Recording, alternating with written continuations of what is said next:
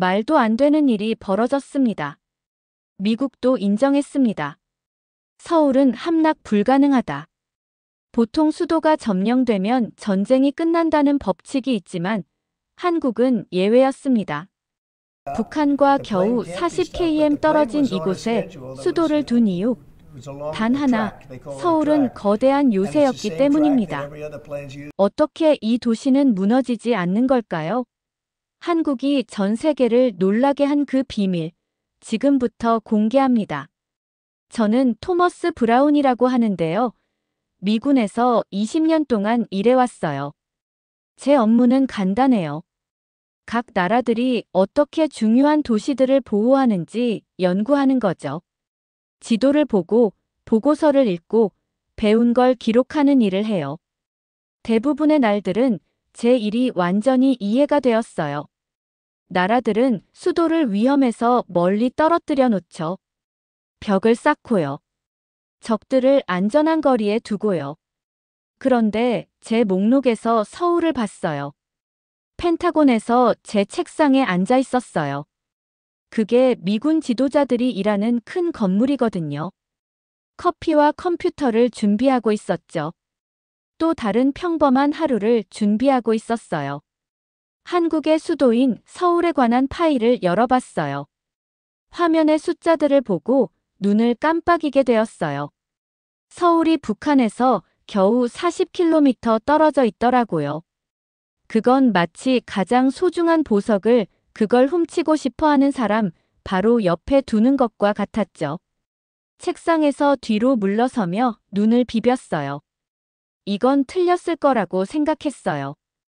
똑똑한 나라라면 이렇게 미친 짓을 하지 않겠죠. 숫자를 다시 확인해 봤어요. 여전히 40km였어요. 동료 책상으로 걸어갔어요. 그 사람 이름은 짐인데 누구보다도 지리를 잘 알아요. 짐, 이것 좀 봐요. 제 컴퓨터 화면을 보여주며 말했어요. 짐이 지도를 보더니 웃기 시작했어요. 작은 웃음이 아니라요.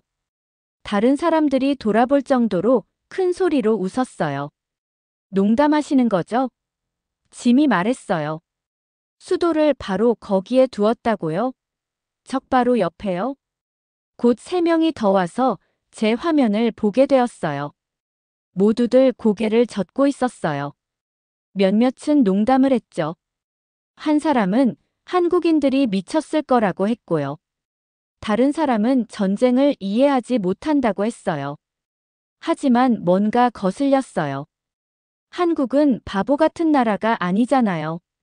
놀라운 휴대폰과 자동차를 만들어요. 똑똑한 과학자들과 좋은 학교들이 있고요. 왜 똑똑한 사람들이 그렇게 바보 같은 선택을 했을까요? 책상으로 돌아가서 지도를 쳐다봤어요. 위성 사진에서 서울이 엄청나게 커 보였어요. 수백만 명이 그곳에 살고 있었죠. 어디든 높은 건물들이 있고요. 차들로 가득한 바쁜 거리들이요. 다른 대도시들과 똑같아 보였는데 한 가지만 빼고요. 위험에 너무 가까이 있다는 거였어요. 그날 오후에 제 상관인 마르티네즈 대령이 제 책상으로 오셨어요. 브라운, 특별한 임무가 있어요. 그가 말했어요. 서울에 갈 사람이 필요해요. 그들이 어떻게 도시를 보호하는지 이해하고 싶거든요. 저는 글을 올려다 봤어요. 장교님, 확실하세요? 보호하는 게 불가능해 보이는데요. 마르티네즈 대령이 고개를 끄덕였어요. 바로 그래서 당신이 가야 하는 거예요. 그들이 뭘 잘못하고 있는지 알아보세요. 그들의 실수에 대한 보고서를 써주세요. 그날 밤 집에 가서 아내에게 출장에 대해 얘기했어요. 부엌 테이블에 큰 지도를 펼쳤어요. 서울이 어디 있는지 보여줬고요. 북한이 어디 있는지도 보여줬어요. 얼마나 가까운지 보세요. 지도를 가리키며 말했어요. 마치 문제를 자초하고 있는 것 같아요. 아내가 지도를 오랫동안 봤어요. 아마 당신이 모르는 뭔가를 그들이 알고 있을지도 몰라요. 그녀가 말했어요. 저는 고개를 저었어요. 불가능해요. 저는 20년 동안 도시 방어를 공부해왔어요. 첫 번째 규칙은 간단해요. 적들을 멀리 두는 거예요. 서울은 그 규칙을 완전히 어기고 있어요. 다음 날 짐을 쌌어요. 노트북과 카메라를 가방에 넣었어요. 지도와 보고서들을 출력했고요. 제가 지금까지 본 가장 큰 군사적 실수를 기록할 준비가 되어 있었어요. 비행기에서 창밖 아래 구름들을 내려다보며 제가 연구했던 모든 도시들을 생각해 봤어요. 런던은 섬에 있었기 때문에 폭격에서 살아남았죠. 워싱턴 DC는 어떤 국경에서도 멀리 떨어져 있어서 안전했고요. 모스크바는 거대한 거리와 추운 날씨로 보호받고 있었어요. 하지만 서울은요? 서울은 전혀 말이 안 되었어요. 승무원이 커피를 가져다 줬어요. 노트를 열고 첫 번째 생각들을 적어봤어요. 서울은 세계에서 가장 최악의 위치에 있는 수도로 보인다. 조사를 통해 명백한 보안 문제들이 드러날 것이다. 저는 제가 완전히 옳다고 확신했어요. 서울은 일어나기를 기다리는 재난이 틀림없었어요. 제 일은 단지 그걸 증명하는 것뿐이었죠. 비행기가 큰 소음과 함께 서울에 착륙했어요. 저는 작은 창문으로 내다보며 끝없이 펼쳐진 도시를 바라봤어요. 건물들이 콘크리트와 유리로 만든 거대한 미로처럼 사방으로 뻗어 있더라고요. 걱정으로 속이 답답했어요.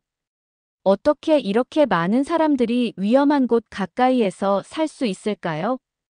무거운 가방을 들고 공항을 걸어 나왔어요. 한국어 표지판들이 곳곳에 있었지만 영어 단어들도 보였어요. 사람들이 제 주위로 빠르게 움직이고 있었죠.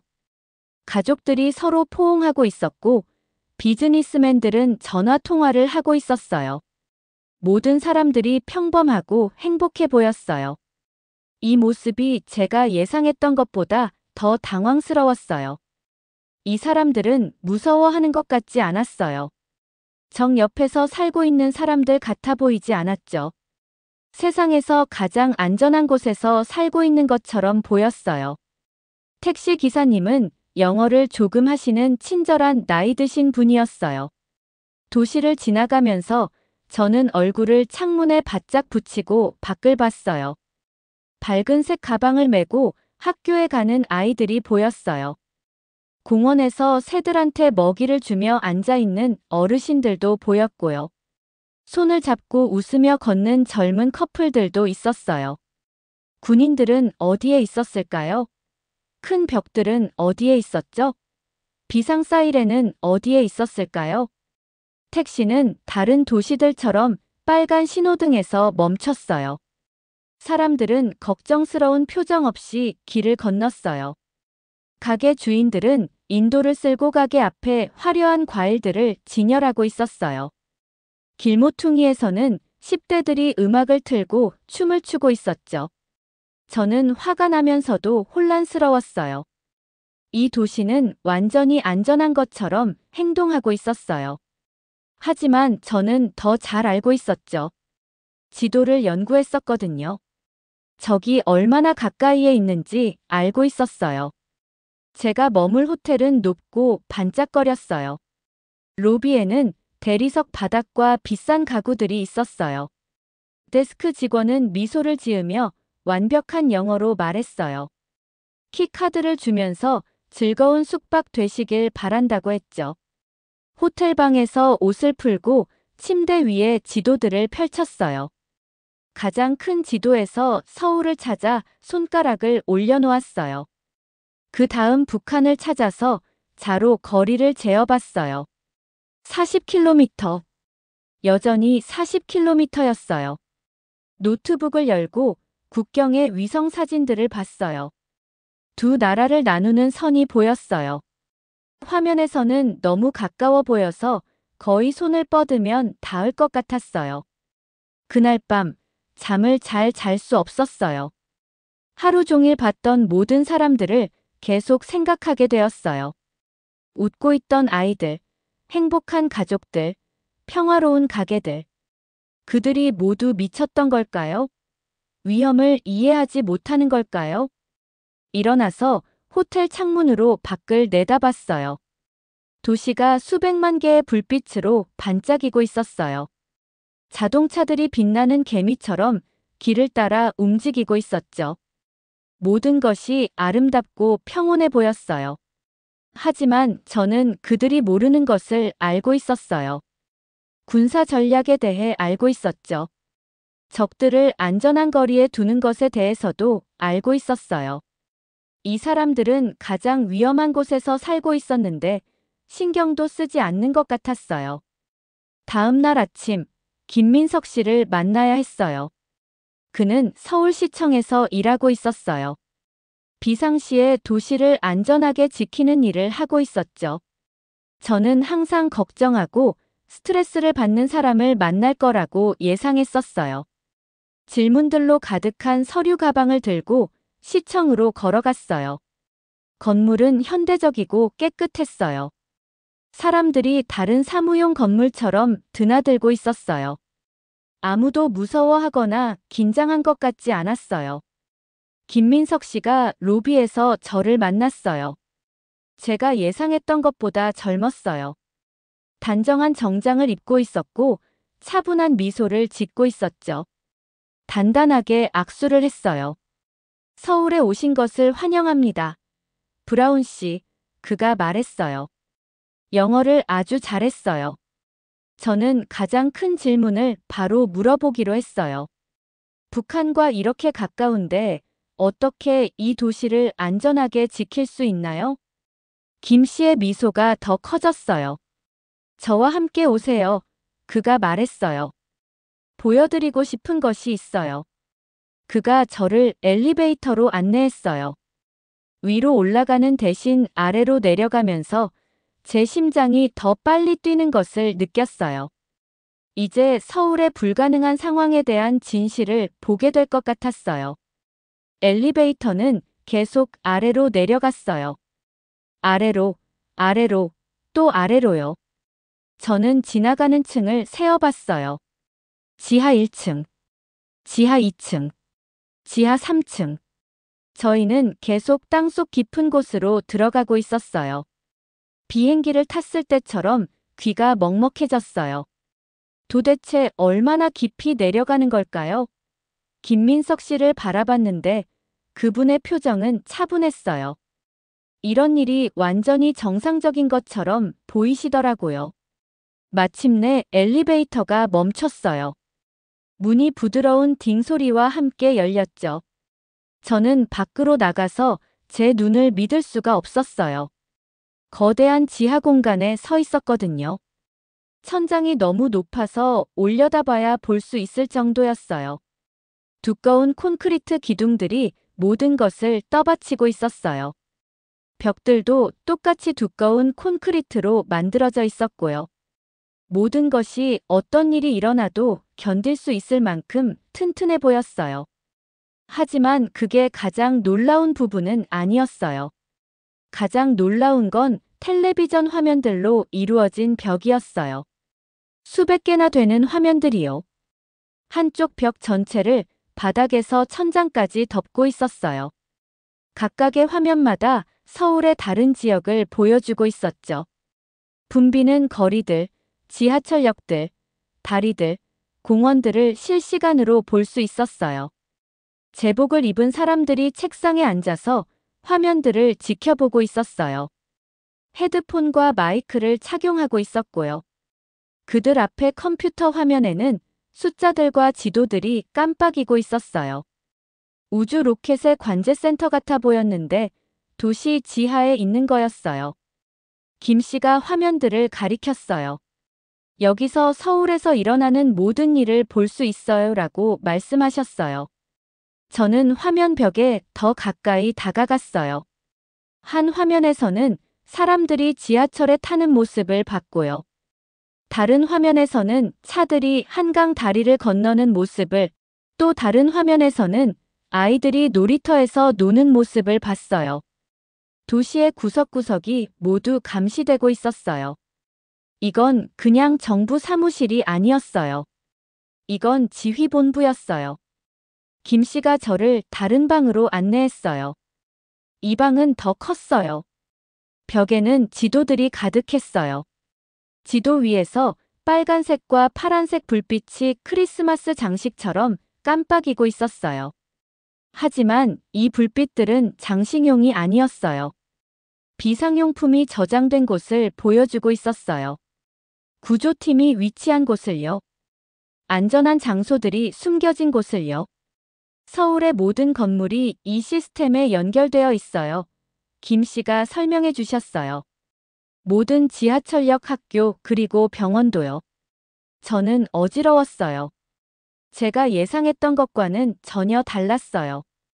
서울은 그냥 위험한 곳에 자리 잡은 도시가 아니었어요. 서울은 완전히 다른 무언가로 변해 있는 도시였어요. 제가 상상했던 것보다 훨씬 더 준비된 무언가로요.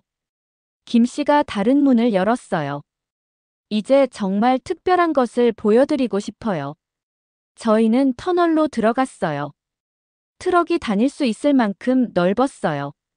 벽은 매끄러운 콘크리트였고요. 밝은 조명이 천장을 따라 설치되어 있었어요. 터널이 너무 멀리 뻗어 있어서 끝이 보이지 않았어요. 이건 지하철 시스템과 연결되어 있어요. 저희가 걸으면서 김 씨가 말씀하셨어요. 하지만 지하철보다 훨씬 더 많은 기능을 해요. 저희는 큰 열린 공간에 도착했어요. 기차 선로가 가운데를 지나가고 있었어요. 하지만 양쪽 옆으로 제 입이 떡 벌어질 만한 것들을 봤어요. 침대들이 줄줄이 늘어서 있었어요. 천장에 닿을 만큼 쌓인 물병들이요. 음식 상자들이요. 의료 장비들이요. 상상할 수 있는 모든 종류의 비상용품들이 있었어요. 이곳은 저희 지하 보급기지 중 하나예요. 김 씨가 말씀하셨어요. 이런 곳이 도시 곳곳에 많이 있어요. 저는 침대를 세어보려고 했다가 50개 넘어서 포기했어요. 수백 개가 있었어요. 어쩌면 수천 개일지도요. 모두 깨끗하고 바로 사용할 수 있는 상태였어요. 여기서 몇 명이나 머물 수 있어요? 제가 물어봤어요. 이 기지에서요? 한 달 동안 10,000명 정도요. 김 씨가 날씨 얘기하듯 말씀하셨어요. 10,000명이요. 한 달 동안이요. 지하에서요. 위에서 무슨 일이 일어나든 안전하게요. 호텔에서 봤던 지하철 노선도가 생각났어요. 거미줄처럼 도시를 가로지르는 모든 색깔 선들이요. 저는 그게 그냥 교통수단이라고 생각했어요. 하지만 이제 이해했어요. 그건 그냥 지하철 시스템이 아니었어요. 지하 도시였어요. 저희는 터널을 더 걸어갔어요. 더 많은 보급실을 지나갔어요. 무선 장비가 있는 통신센터를 지나갔어요. 정전이 되면 전기를 만들 수 있는 발전기가 있는 구역도 지나갔어요. 모든 것이 깨끗하고 정리정돈되어 있었어요. 모든 것이 언제든 바로 사용할 수 있는 상태로 보였어요. 이 모든 걸 만드는데 얼마나 걸렸어요? 제가 물어봤어요. 김 씨가 미소를 지으셨어요. 여러 해 동안 작업해왔어요. 조금씩요. 매일 지하철을 타는 대부분의 사람들은 이런 추가 공간들이 있다는 것도 몰라요. 저는 걸음을 멈추고 주변을 둘러봤어요. 제 머리 위로 수백만 명의 사람들이 평범한 일상을 살아가고 있었어요. 출근하고 학교 가고 장 보러 가고 있었겠죠. 아마 자신들이 세계에서 가장 놀라운 지하 시스템 중 하나 위를 걷고 있다는 걸 전혀 모를 거예요. 서울에 온 이후 처음으로 제가 뭔가 잘못 생각했을지도 모른다는 생각이 들기 시작했어요. 서울에 온 지 사흘째 되던 날, 김 씨가 저에게 깜짝 놀랄 일을 준비해 두셨어요. 오늘은 모든 걸 테스트해 볼 거예요. 김 씨가 말했어요. 가장 최악의 상황이 벌어진다고 가정하고 해보는 거죠. 제복을 입은 사람들을 가득 실은 트럭들이 거리를 지나가는 걸 보기 전까지는 무슨 말인지 이해가 안 됐어요. 그런데 그분들은 군인이 아니었어요. 평범한 사람들 같아 보였죠. 회사원, 선생님, 가게 사장님들 같은 분들이었는데 모두 똑같은 제복을 입고 계셨어요. 김 씨가 설명해 주시길 서울은 항상 비상사태를 대비해서 연습을 한다고 하셨어요. 정부만 하는 게 아니라요.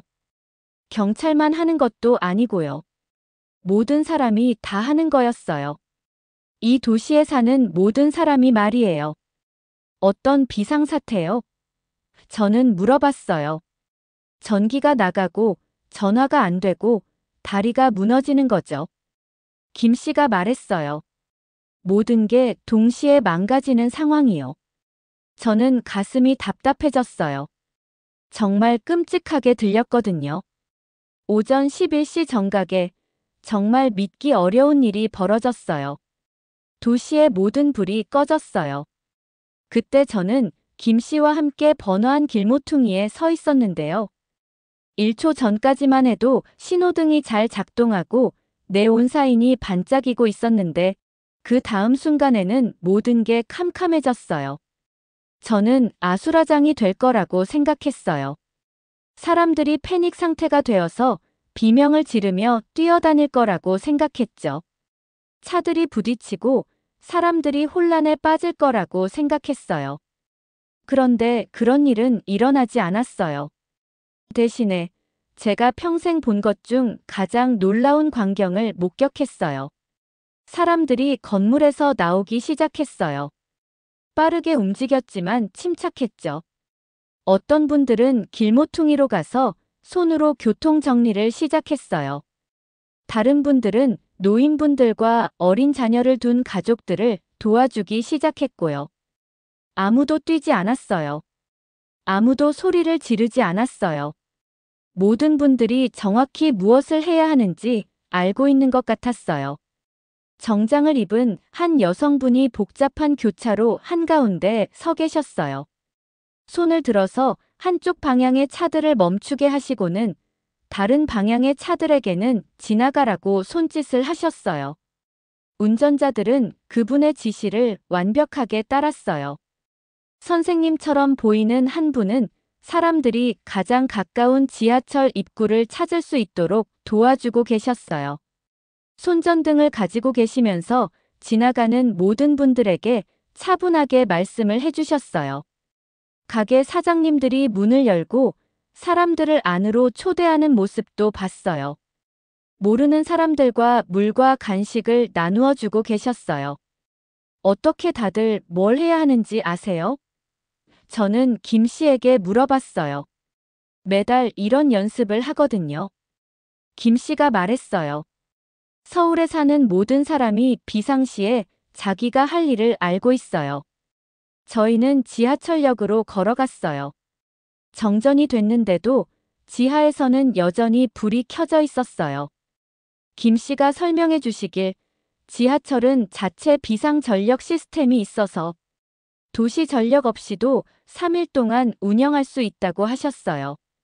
지하철역 안에서는 사람들이 조직적으로 무리를 지어 움직이고 있었어요. 어린 자녀가 있는 가족들은 한 구역으로, 노인분들은 다른 구역으로 가셨어요. 모든 분들이 갈 곳이 정해져 있었어요. 지하철 직원분들이 사람들이 올바른 승강장을 찾을 수 있도록 도와주는 모습을 봤어요. 간호사분들이 혹시 다치는 분이 있을 경우를 대비해서 의료 지원소를 설치하는 것도 봤고요. 자원봉사자분들이 물병을 나누어 주는 모습도 봤어요. 마치 사람들로 이루어진 거대한 기계를 보는 것 같았어요. 모든 사람이 다른 모든 부품들과 정확히 어떻게 협력해야 하는지 아는 부품이었어요. 한강을 보러 갔을 때 가장 놀라운 일이 벌어졌어요. 다리들은 여전히 그 자리에 있었지만 김 씨는 다리들이 사라졌다고 상상해 보라고 하셨어요. 배들이 어떻게 사람들을 강 건너편으로 옮길 수 있는지 보여주셨어요. 강변을 따라 비상 물품들이 어디에 숨겨져 있는지도 보여주셨고요. 지하철 터널이 강 밑으로 지나가서 도시 양쪽을 연결하는 방법도 보여주셨어요. 모든 다리가 파괴되어도 사람들은 여전히 이동할 수 있어요. 김 씨가 설명해 주셨어요. 하지만 정말 충격적인 건 동네에서 벌어지는 일을 봤을 때였어요. 저희는 한 아파트 건물을 방문했는데 거기서 박 여사님이라는 분을 만났어요. 그분은 건물에 사는 모든 가족들을 조직하고 계셨어요. 각 아파트에 누가 사는지 목록을 가지고 계셨고요. 누가 특별한 도움이 필요한지도 알고 계셨어요. 비상 물품이 어디에 보관되어 있는지도 알고 계셨고요. 박 여사님은 공무원이 아니셨어요. 군인도 아니셨고요. 그냥 그 건물에 사는 평범한 분이셨어요. 그런데 군대를 지휘하는 장군처럼 행동하고 계셨어요. 모든 건물에 박 여사님 같은 분이 계세요. 김 씨가 저에게 말했어요. 모든 동네에 도움을 줄 준비가 된 팀이 있어요. 저는 박 여사님의 이웃분들이 함께 일하는 모습을 지켜봤어요. 어떤 분들은 노인 주민분들을 확인하고 계셨고요. 다른 분들은 아이들을 안전한 곳에 모으고 계셨어요. 또 다른 분들은 음식과 물을 정리하고 계셨고요. 이분들은 그냥 연습하는 게 아니었어요. 정말 나쁜 일이 생겼을 때 실제로 할 일을 하고 계셨어요. 하루가 지나면서 저는 제 가슴 깊숙이 충격을 주는 무언가를 이해하기 시작했어요. 서울은 그냥 우연히 위험한 곳 근처에 있는 도시가 아니었어요. 서울은 모든 사람을 방어자로 만든 도시였어요. 진짜 방어 시스템은 지하 터널이나 지휘소가 아니었어요. 진짜 방어 시스템은 사람들 자체였어요. 제가 만난 모든 분들이 자신의 역할을 알고 계셨어요. 모든 가족이 어디로 가야 하는지 알고 있었어요. 모든 동네가 스스로를 돌보는 방법을 알고 있었어요. 이건 그냥 도시가 아니었어요. 이건 하나의 거대하고 살아있는 요새가 된 전체 인구였어요. 서울에서의 마지막 날, 저희 상사가 제 업무를 점검하러 또 다른 미군 장군을 보냈어요. 그분 이름은 워커 장군이었고, 워싱턴에서 온 5명의 군사 전문가들과 함께 오셨어요. 저는 워커 장군이 일주일 전 제가 가졌던 것과 똑같은 자신만만한 표정으로 비행기에서 내리는 모습을 지켜봤어요. 제가 들고 왔던 것과 같은 종류의 서류 가방을 들고 계셨죠. 이미 무엇을 발견하게 될지 알고 있다는 듯한 확신에 찬 표정을 짓고 계셨어요. 저는 워커 장군이 무슨 생각을 하고 있는지 정확히 알 수 있었어요. 왜냐하면 저도 똑같은 생각을 했었거든요. 서울은 실수였어요. 서울은 위험했어요. 서울은 말이 안 됐어요. 하지만 이제 저는 워커 장군이 아직 모르는 것을 알고 있었어요. 저는 미군 팀을 그들의 호텔에서 만났어요. 워커 장군은 제가 했던 것처럼 회의 테이블에 지도를 펼쳐 놓으셨어요. 서울을 가리키며 고개를 저으셨죠. 40km라니 그분이 말씀하셨어요. 적과 이렇게 가까운 도시를 어떻게 방어할 수 있단 말인가? 저는 거의 웃을 뻔했어요. 일주일 전에 저도 정확히 똑같은 말을 했었거든요. 장군님, 뭔가 보여드릴 게 있어요. 제가 말했어요. 저는 팀을 김민석 씨에게 데려갔어요. 저는 우리가 엘리베이터를 타고 지하 지휘소로 내려갈 때 그들의 표정을 지켜봤어요. 텔레비전 화면들로 이루어진 벽을 봤을 때 그들의 눈이 커지는 것을 봤어요.